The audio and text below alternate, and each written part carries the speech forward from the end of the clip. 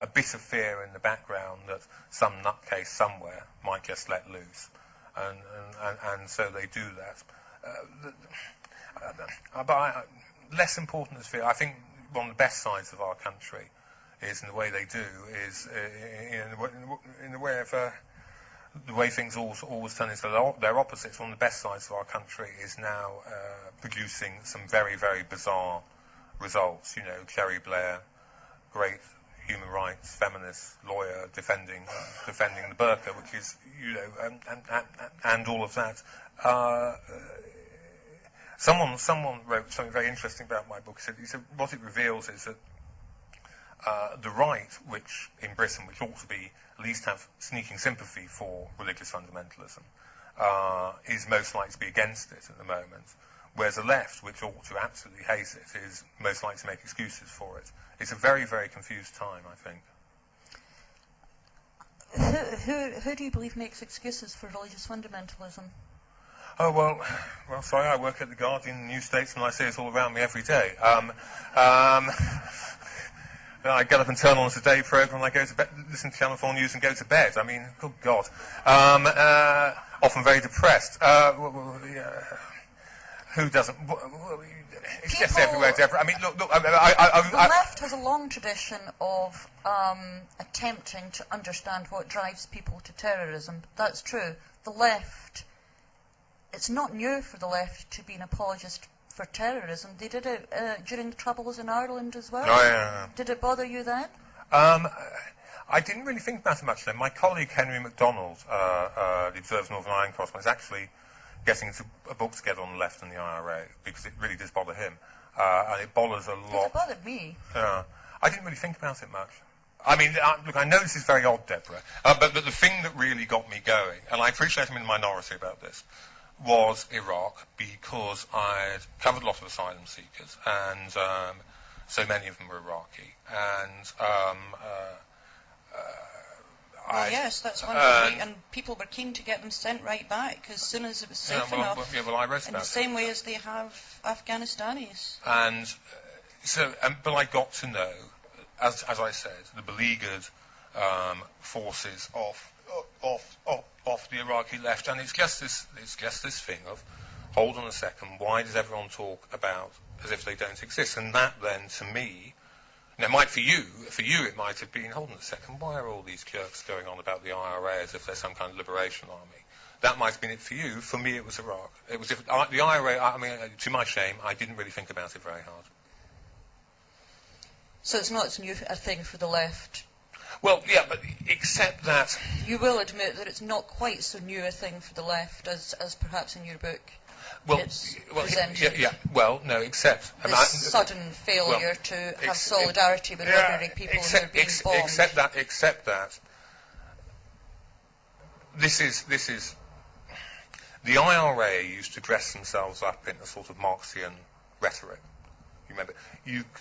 You could, if you wanted to, pretend that they were somehow off the left. I mean, for God's sake, I'm not excusing any of this, but in the 30s, and, well, from the 30s through to the 80s with CND, I mean, people from the left were either going along with the Soviet Union or turning a blind eye to, or pretending it was morally equivalent to the West and so on. See, coming from the left, I understand that because at least these people called themselves left-wing. Now we're dealing with movements and regimes which make absolutely no pretense about this. No pretense at all. They're anything other from the extreme right. They have foundational texts of the European ultra-right, as I show in my book, going right the way back to its founding in the 1790s, the prejudices, the things coming through. So, frankly, I now believe anyone who goes along with any movement that's totalitarian in any way is just wrong.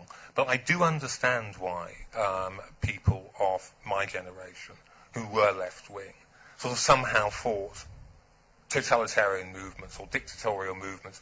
I think it's a good principle. That's why I think that Bush should have bombed Saudi Arabia. But Deborah, instead of incorporating him into his economic system. Well, I don't know. So you can march for war on Saudi Arabia. But I look. What's different? I don't march for war. What's different now is partly because there is No, hardly anywhere in the world are there vibrant left-wing movements. We can talk about South America. We won't have an argument about that in a minute. Because what's different now is not people going along with totalitarianism who were left-wing. I mean, you can still see that even today with Cuba and what have you. It is people going along with totalitarian movements of the right. And that is very, very different from 20th century. You can find examples. When I look at what happened in the Blitz, when pacifists and communists and their fellow Croats thought, oh my God, we're going to have to support our own country. We can't do that. And I look at the Trotskyist sects of the 70s. But it's nothing like on the scale it is now, Deborah. It really isn't. That is new, and that's quite interesting.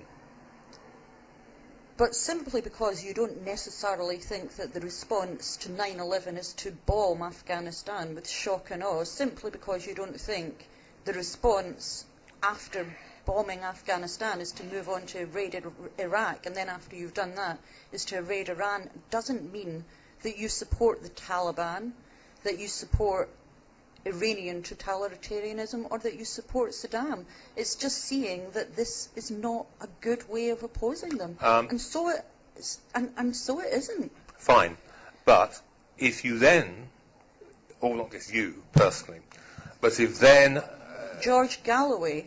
Yeah, I don't know. If then the vast, you can look round world opinion, world liberal opinion, as represented in newspapers, in television, in social democratic parties of Europe. And if you then look round and say, yes, fine, you're opposing all of this, for good reasons, good for you, I agree with you. But you then notice they're not supporting people in those countries who share those values. We're democracies, you can we then have to try, first of all, to influence the leaders we elected to represent us. Nonsense. Because you're a democracy, you can try. That's nonsense. That's nonsense. Because you're a democracy, What, you have far more freedom to take up other people's causes than people in dictatorship. Why do you think? You can take up other people's causes by directing your government, which is the one with the army, to not behave in ways that are going to make the situation worse. Surely that's legitimate. But if you then stop there and don't say anything else about, for instance, the Kurds of Iran or the Azeris of Iran, or London's packed full of Iranian socialists and feminists who are spending a lot of their time picketing CND and Liberal Democrat meetings.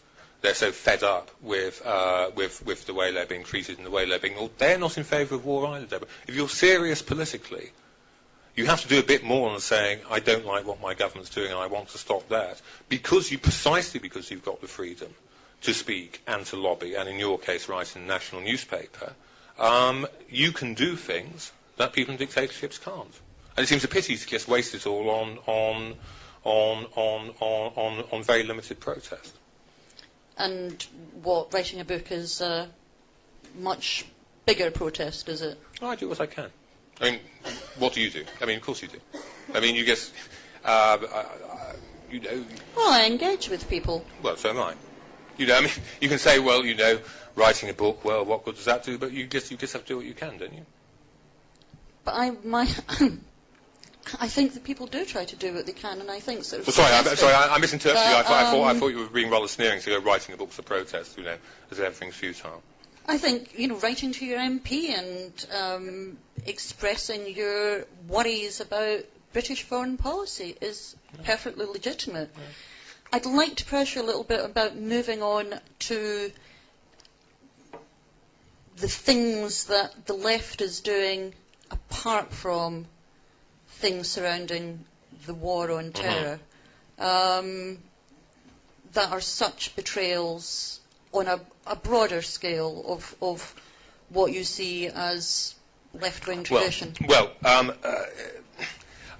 when I sat down to write this book, you can do a book on what's happened to the left, and the danger is it just becomes enormous.